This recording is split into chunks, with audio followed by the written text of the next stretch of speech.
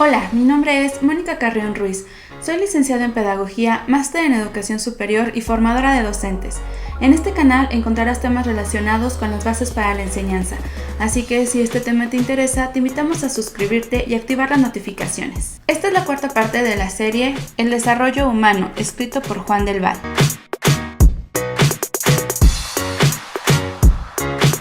Continuaremos con el segundo capítulo titulado La infancia, del que comenzamos a hablar en el video anterior. El siguiente tema de este capítulo es la comprensión de la realidad y la fantasía. Nuestros instrumentos intelectuales determinan cómo vemos la realidad. A su vez, nuestra percepción de la realidad es medida por nuestros intereses. Desde los 4 años en adelante y durante toda su infancia, los niños pasan bastante tiempo hablando de personajes imaginarios y se interesan mucho por los cuentos y los personajes que aparecen en ellos. La distinción entre la realidad y la fantasía no aparece tan clara en los niños.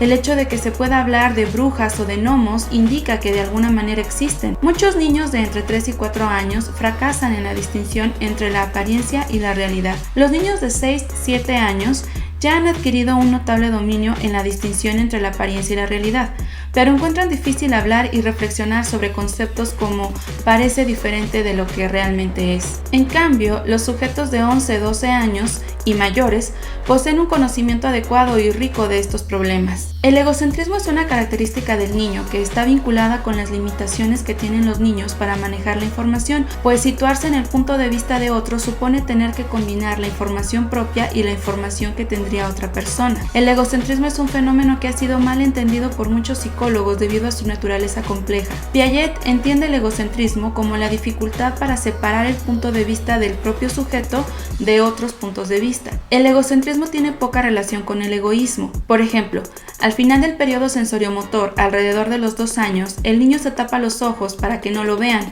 suponiendo que cuando deja de ver las cosas, los demás también dejan de verlas. Una cierta dosis de egocentrismo siempre permanece en nosotros y nunca se supera. El punto de vista de otro es siempre algo parcial. El siguiente tema en este capítulo es la construcción de teorías sobre la realidad. Cuando un niño aprende una nueva palabra, lo hace dentro de una situación y la palabra designa toda una situación más que un objeto. A través de su experiencia con objetos, situaciones y acontecimientos, el niño va formando categorías. Las categorías básicas de los niños no coinciden siempre con las de los adultos, sino que forman sus propias categorías. Los niños elaboran también sus propias teorías sobre el mundo. Estas teorías son importantes desde el punto de vista de la educación, ya que condicionan de una manera muy decisiva lo que los niños entienden de lo que se les explica en la escuela. Los sujetos realizan un trabajo personal y creativo y su aprendizaje está muy lejos de ser una pura repetición de lo que se les transmite. Uno de los problemas más interesantes, en particular desde el punto de vista educativo, es el cómo se pasa de novato a experto. La diferencia entre expertos y novatos no radica solo en la cantidad de conocimiento, sino sobre todo en la forma como lo tienen organizado. El experto dispone de grandes bloques de conocimientos profundamente conectados entre sí, mientras que el novato dispone de conocimientos más independientes, por lo que el problema requiere que combine esos conocimientos, cosa que el experto ya tiene hecha. El siguiente tema es el mundo social, las relaciones con los otros. ¿Qué hay de innato o de adquirido en la conducta de los humanos? Lo mismo que respecto al mundo físico, el niño provoca situaciones para ver qué es lo que sucede. Por ejemplo, el niño manifiesta resistencia a hacer lo que se le dice, como poniendo a prueba la paciencia de la madre, y encuentra placer en poder afectar la situación de esa manera. Hay transgresiones que se resuelven con una sonrisa comprensiva por parte de la madre y otras que conducen a recibir un regaño o incluso alguna nalgada, y eso muestra los límites de lo que le está permitido hacer. El niño realiza así una amplia exploración de las reglas y va descubriendo cómo se aplican estas. La resistencia de los demás, su oposición, le hacen tomar conciencia de sí mismo. El contacto con los otros nos permite construirnos a nosotros mismos como seres sociales.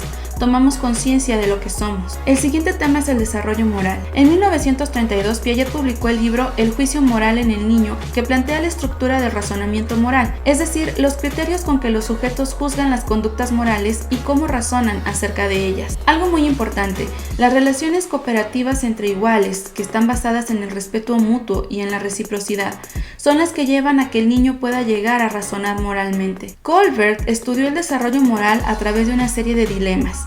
El más conocido es el dilema de Haynes. Una mujer está a punto de morir de cáncer. Hay una medicina que la puede curar, pero es muy cara porque el farmacéutico cobra 10 veces más de lo que en realidad cuesta. Haynes, el marido de la mujer, le pide al farmacéutico que se la venda más barata. El farmacéutico responde: no, yo descubrí la medicina y quiero ganar mucho dinero. Haynes, desesperado, roba la medicina. ¿Debería Haynes haber hecho esto? ¿Por qué? Lo importante del análisis no es si la respuesta es positiva o negativa, sino las razones por las cuales justifica la respuesta. Colbert realizó el experimento en varios países. En Taiwán, algunos chicos contestaron que debía robar la medicina porque si la esposa muere, él tendría que pagar por el funeral y eso le costaría mucho. En cambio, en la aldea Atayal, donde los funerales no son tan importantes, los chicos contestaban que Haynes debía robar la medicina porque necesita que su esposa cocine para él. En ambos casos se trata de respuestas que se clasifican en el estadio 2. En ambas, el sujeto se preocupa más por las consecuencias que la acción tendrá para el propio actor que por las necesidades del otro. El siguiente tema es el conocimiento del mundo social. La teoría de la mente es una corriente que establece que el niño construye un modelo de la mente de los otros que le permite entender las acciones de los demás. Dos factores son responsables de las representaciones que el niño va construyendo del mundo social.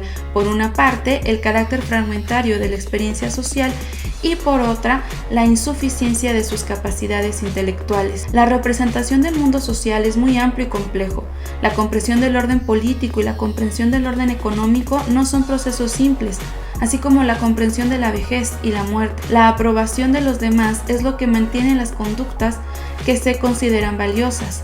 Así se van construyendo los principios generales de la organización social. El último tema de este capítulo es ¿cómo sabemos lo que hacen y piensan los niños? Piaget trató de averiguar no la cantidad de problemas que resolvía un niño, sino cuál era el camino que llevaba al sujeto a dar esa respuesta. Piaget inició un método basado en conversaciones abiertas con los niños para indagar las justificaciones de sus respuestas. Ese fue el comienzo del método clínico. Lo que más importa en la entrevista es tener unos objetivos y una idea clara de lo que se está buscando, es decir, hipótesis que guíen el trabajo. La intención del experimentador es reconstruir el modelo mental que el niño tiene y que es el que va guiando su actuación en la situación concreta que nosotros le hemos planteado. En este apartado, Delval proporciona un panorama general de diferentes tipos de investigaciones: el método clínico, los métodos experimentales, los diseños evolutivos, transversales y longitudinales, entre otros. Así que si te interesa realizar investigación para conocer el desarrollo cognitivo, te recomiendo revisar a detalle este capítulo. No te pierdas el siguiente video con la última parte de este libro, donde hablaremos sobre la adolescencia. Mucho éxito y nos vemos pronto.